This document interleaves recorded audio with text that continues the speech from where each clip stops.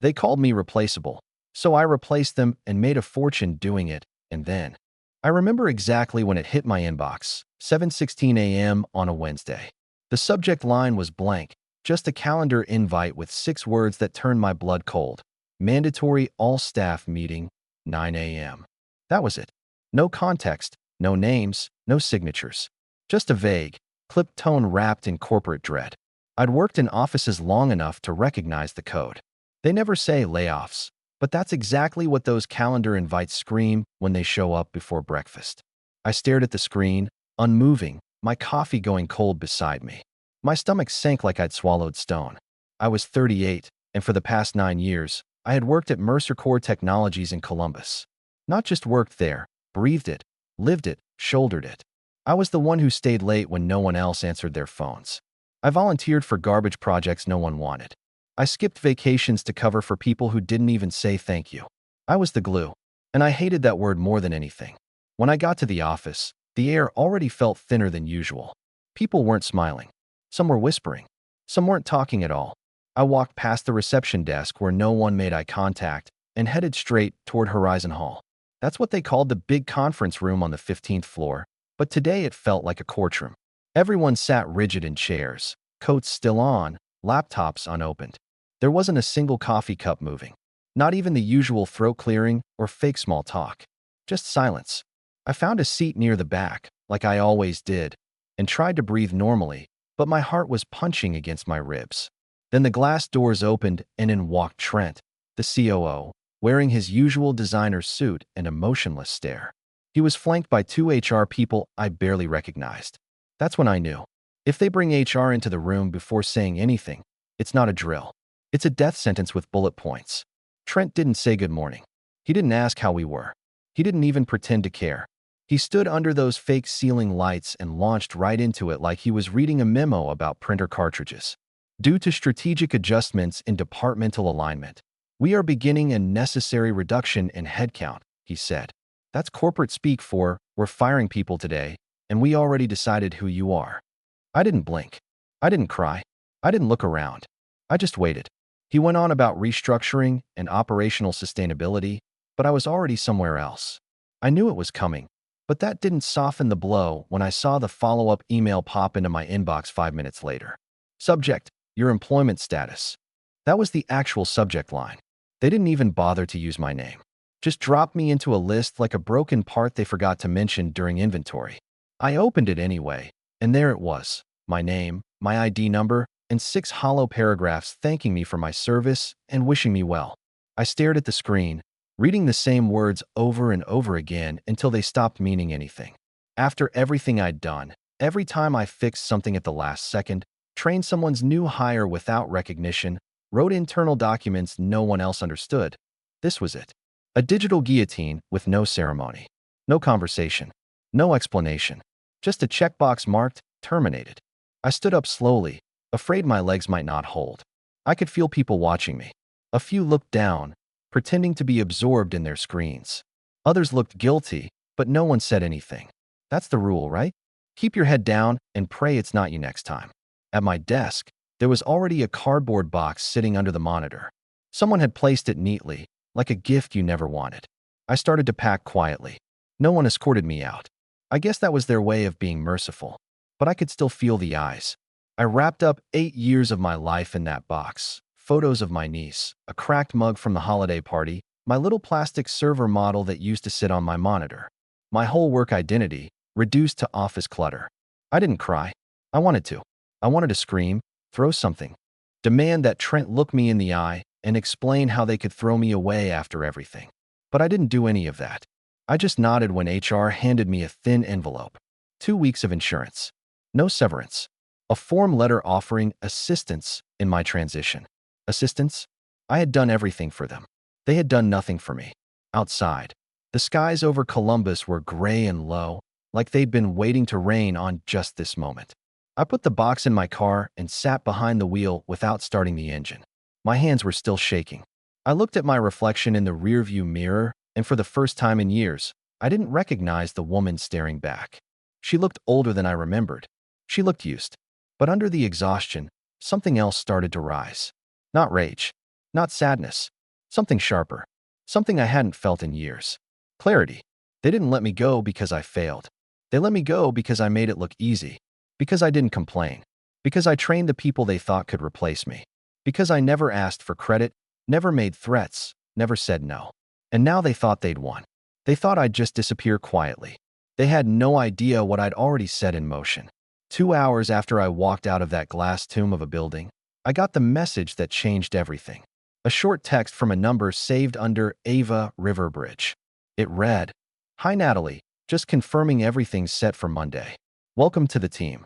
I sat in my car rereading those words like I was trying to decode a secret. The timing was surreal. Less than a day after being erased, I was being seen again. 2 weeks earlier, I'd spoken to Ava during what I told myself was just a networking call. In reality, I'd already passed their technical review, and their compliance director had called my internal documentation alarmingly elegant. I didn't tell anyone at Mercer Corps about the call.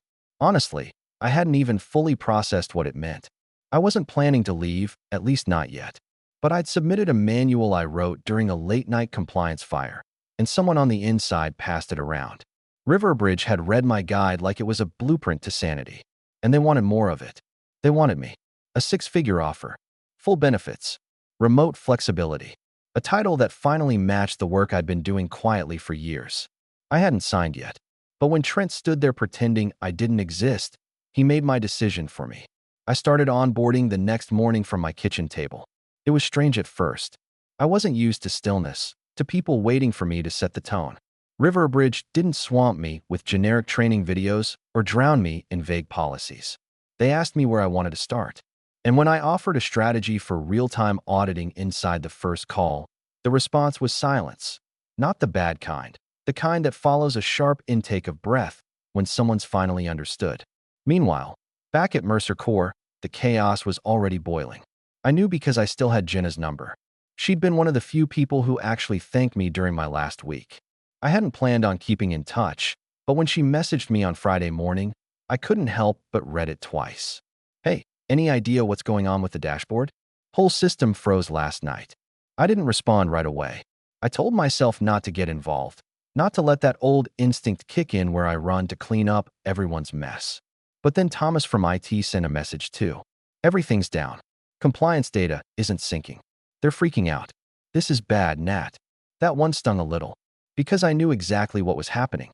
They were trying to automate the platform I'd built like it was just another plug-and-play process. But the truth was, it had never been a clean system. I had patched that thing manually for years. It wasn't pretty, but it worked because I knew where the cracks were. No one else did. They thought they could replace the person who held it all together with someone cheaper, younger, or automated. But they didn't know the system had quirks, little exceptions I built into the code for specific client contracts. One file needed a weekly timestamp rollback. Another required a compliance mirror at a backup IP that wasn't even documented. I didn't leave instructions because there were no instructions. It was experience, instinct, and hours of hardwired memory. By the end of the first week, the silence from Mercer Corps was gone. They were loud now. Loud with panic. Jenna messaged again. "One of our federal clients just paused their contract. They're demanding an audit." Then came the call I never expected but somehow always knew would come. Trent. I watched his name blink on my screen for 3 full rings before answering. His voice was all awkward pauses and forced warmth. "Hey, Natalie, how are things?" I wanted to laugh. He sounded like someone trying to borrow sugar from a neighbor he once sued. I let him stumble for a bit before I responded, my tone flat but calm. "I'm good, Trent. Starting a new role." He didn't waste time. "Listen, I won't drag this out. We're having some issues on the back-end compliance side. You were the only one who really understood how it all worked. Just wondering if you'd be open to, maybe, walking us through some of the older patches." My silence was intentional. I wanted him to feel the full weight of what he was asking. Eventually, I spoke. "You mean the same patches I requested compensation for 2 years in a row?" He sighed, like someone trying to pretend he'd just remembered. "Yes, I know, but we were in a budget freeze." I cut him off gently. And yet somehow there was always room to hire consultants to redo the work I'd already finished. He didn't answer that. I didn't expect him to. Instead, I told him what I had rehearsed in my head a dozen times. "I no longer work at Mercer Corps. I'm not your patch anymore. You're going to need to rebuild it from scratch." He tried again, more desperate this time. Look, if there's anyone else you trained, anyone who could walk us through, that line hit me harder than anything else he said. Because yes, I trained most of the new team. I wrote the guides, fixed the bugs, answered the 2 a.m. emails. But they weren't ready, and they didn't speak up when it mattered. By the time I hung up, I didn't feel triumphant. I felt clear. Like a fog I'd lived in for years had finally lifted. I hadn't just left a job. I'd left a machine that ran on quiet exploitation and called it culture. I wasn't angry anymore. I wasn't even sad. I was just done. The next day, Riverbridge launched our internal testing environment, and for the first time, I saw my ideas in motion without a dozen layers of approval weighing them down. The system ran smoother than I'd dared to hope. My inbox wasn't full of emergencies. My calendar didn't have 12 overlapping meetings. And when I sent out my project documentation, the CTO messaged me within the hour. "This is sharp. We'll review it with the entire leadership team. Nice work." I stared at that message for a long time. Not because I didn't believe it, but because I finally did. The following week, I didn't hear a word from anyone at Mercer Corps, which told me everything I needed to know. When people stop panicking out loud, it's usually because they've moved into the desperation phase. I'd seen it before, internally during system failures, externally during crisis reviews. First, there's noise. Then there's scrambling. Then there's a weird, eerie quiet, right before someone makes a move they swore they'd never consider. That move came Wednesday afternoon at 2:12 p.m. sharp. I got an email from someone I hadn't spoken to in almost 2 years. Loren, the company's chief legal officer, had always been coldly professional during my time there. We barely crossed paths, but the fact that her name was now at the top of my inbox told me Mercer Corps was in serious trouble. The message was brief and almost cautious. She opened with a line about hoping I was doing well, then got to the point. They were facing a critical compliance breakdown. Their consultants had flagged large sections of the legacy system as unstable, non-restorable, and structurally undocumented. Her wording was deliberate. The original architecture cannot be reconstructed without guidance from its original engineer. And apparently, that was still me. They weren't offering an apology. They were offering a contract, a temporary consulting position, full compensation, remote availability. Just a few hours of my time to help stabilize the foundation before quarterly filings were due. For a moment, I just stared at the screen, not reacting. No anger, no satisfaction, no immediate rush to respond. Just stillness. I didn't reply that day, not because I was conflicted, but because I didn't want to make the decision while the echoes of the past were still bouncing around in my head. That night, I sat on my apartment balcony again.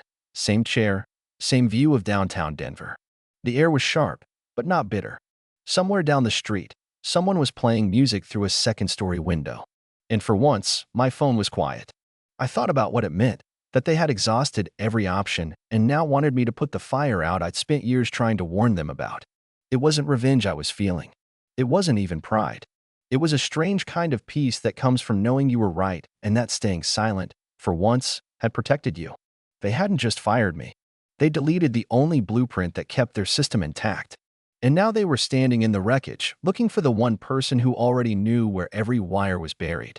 I answered Loren the next morning, not with a yes, but with the only reply I felt was honest. "Thank you for your message," I wrote. "While I appreciate the outreach, I must respectfully decline. I believe my departure, and the manner in which it occurred, already offered the clearest lesson I could give about how internal value should be recognized before it becomes an external resource. I wish you the best moving forward." I hit send without rereading.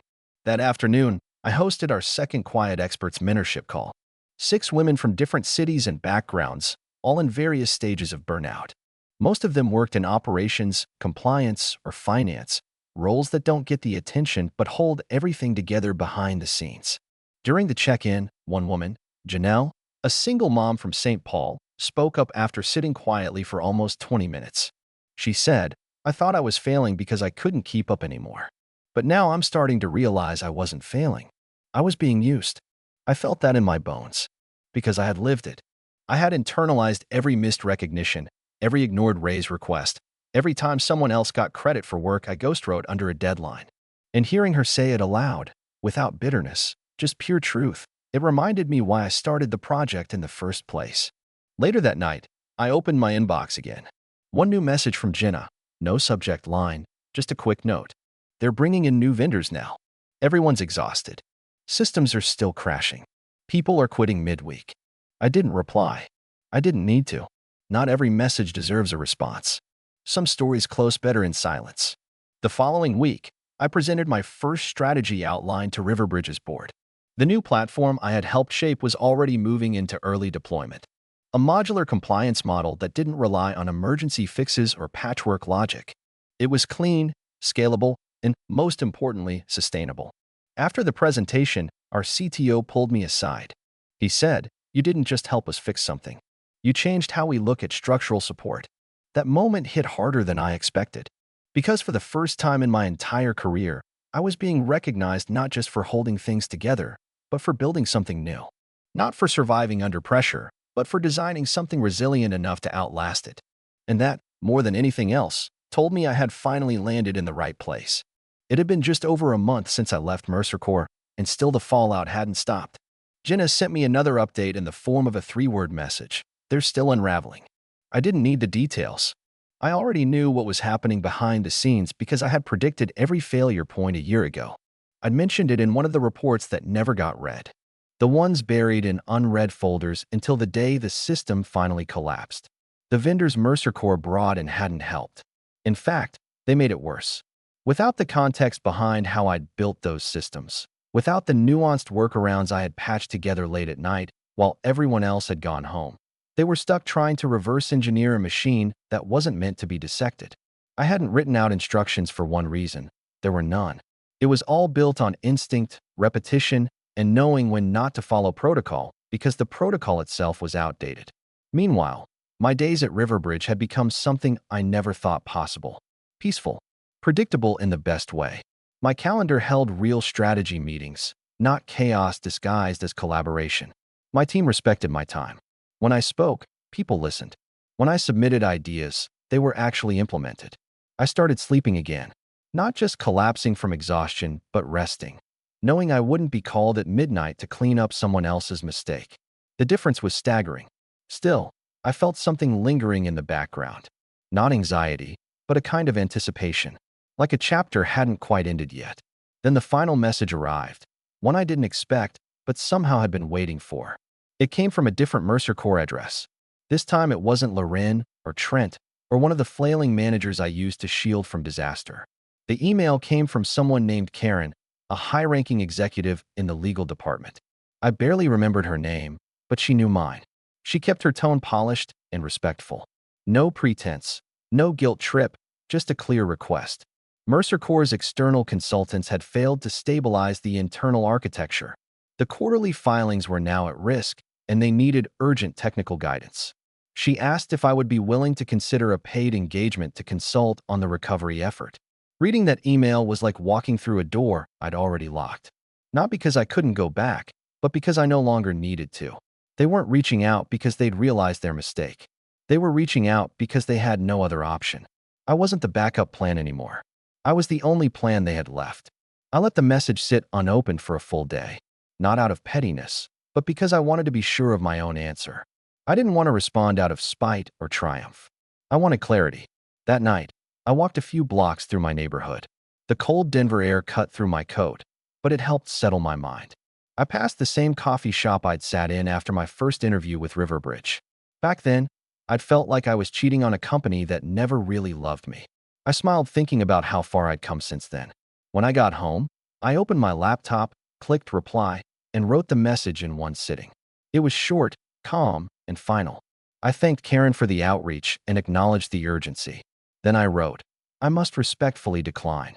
My departure from Mercer Corps was never about resentment, but it was a direct response to a culture that devalued the very work you're now trying to recover. I hope this moment serves as a reminder to invest in the people who hold your systems together before they're gone. I read it twice, hit send, and closed the lid. The next day, Jenna forwarded me a message from someone on the inside. The new consultants estimate 4 to 6 months to rebuild the platform from scratch, it read. And that's assuming they don't run into more undocumented issues. I didn't laugh. I didn't gloat. I just sat back in my chair and felt something settle. Like dust after a storm. My mentorship project, Quiet Experts, had already grown faster than I imagined. The monthly sessions were filled with people who had spent years being overlooked, people who had been told that staying late and staying silent was how you earned respect. One by one, they were realizing that being useful isn't the same as being valued. And more importantly, they were beginning to speak up. One of the women, Leah, had left a finance firm 2 weeks earlier. She joined a session from her phone while sitting in the back seat of her car, in the parking lot of her new job. At the end of the call, she said something that stopped me cold. I used to think that if I became irreplaceable, they'd finally see me. But now I realize being irreplaceable only works when someone's actually looking. I carried that with me for days. Because for the longest time, I believed the same lie. That if I just worked harder, proved myself, stayed longer, skipped more lunches, I'd finally reach the point where someone said, "We see you. You matter." But the truth was, people only value what you refuse to give away for free. They don't miss you until they lose you. And even then, some don't learn the right lesson. That week, Riverbridge announced we'd be presenting the new compliance model to several federal clients. The architecture was mine, refined by the team, yes, but born from the same logic I had built in silence for nearly a decade at Mercer Corps. Now it had a name. Now it had ownership. And this time, I wasn't invisible. It had been almost 2 months since Mercer Corps tried to pull me back into the mess they'd created. Since then, I hadn't heard a single word from anyone inside the company. But that silence said more than 1,000 desperate emails ever could. I had moved on. My days were no longer dictated by chaos, emergency calls, or last-minute pivots that could have been avoided if anyone had just listened. At Riverbridge, we were preparing for a major rollout. My platform, yes, my platform, was ready for deployment across 5 high-profile clients. And for once, I wasn't just behind the curtain. I was front and center. That Friday afternoon, I walked into our downtown conference suite for the final approval meeting. The windows stretched across the skyline, and the long polished table was already set with name placards and printed portfolios. I sat near the head of the table, something I would have never dared to do in my last job, and waited for the room to fill. The CTO nodded at me with a grin. "You ready to present your baby to the world?" he asked. I smiled back, calm and grounded. "It's ready," I said, and it was. The presentation went better than I could have imagined. The clients had questions, of course, tough ones, but none I couldn't handle. I spoke clearly, with the confidence of someone who didn't have to defend their existence anymore. Afterward, I stepped outside for some air and checked my phone. There was a message from Jenna. Just 5 words. "You'll want to see this." She'd sent me a link to a press release I wasn't expecting. Riverbridge had just acquired a set of failing software assets from Mercer Corps Technologies. The deal was quiet, barely mentioned beyond a paragraph in a larger story about organizational restructuring. But I knew what it meant immediately. Riverbridge hadn't just built a better system. They had bought what was left of the old one, piece by broken piece. Mercer Corps was being dismantled, silently, strategically, and probably without realizing whose work had set that in motion.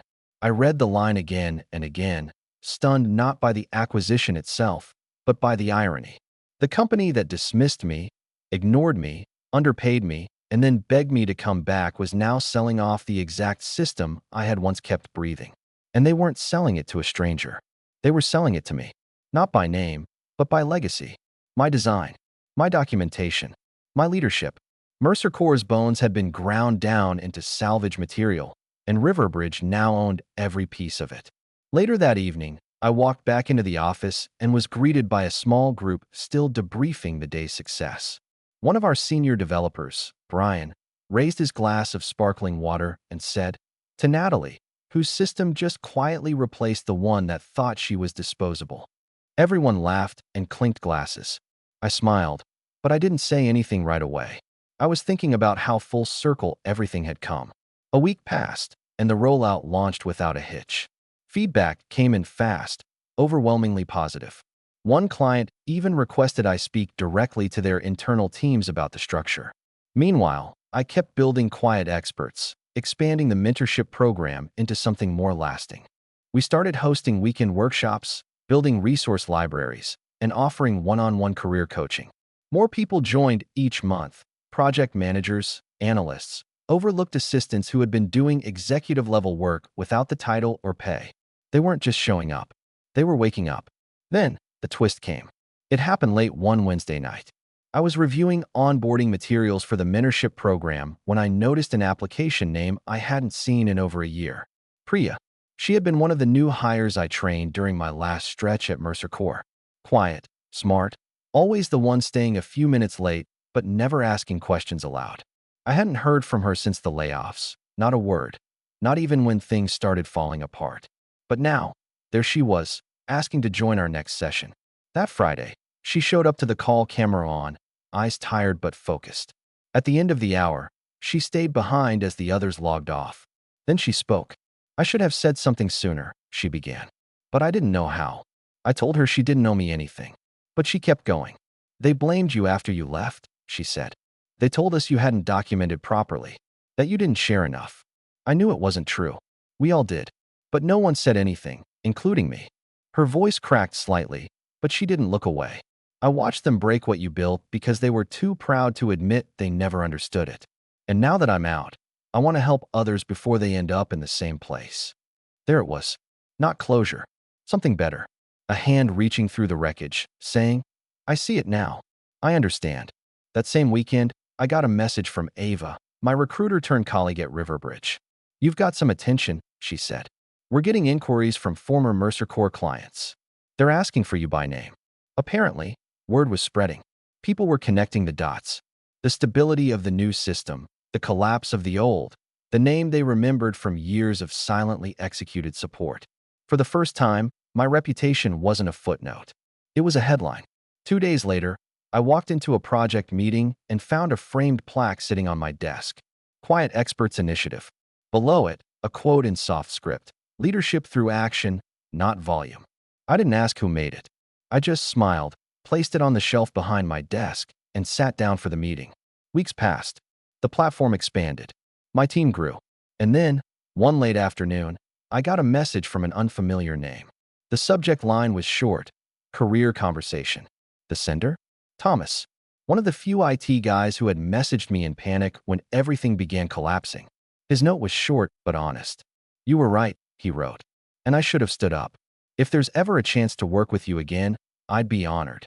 I didn't reply right away, but I bookmarked it. Because maybe someday, I'd need someone who knew what the inside looked like before it fell apart. Or maybe, just maybe, I wouldn't. Because that's the truth they never understood. You don't have to burn a bridge to walk away from it. Sometimes, all it takes is a single step in the right direction and the strength to keep walking long after the silence sets in. They thought discarding me would erase me, but all they did was give me space to rebuild. And in that space, I built something they could never access again.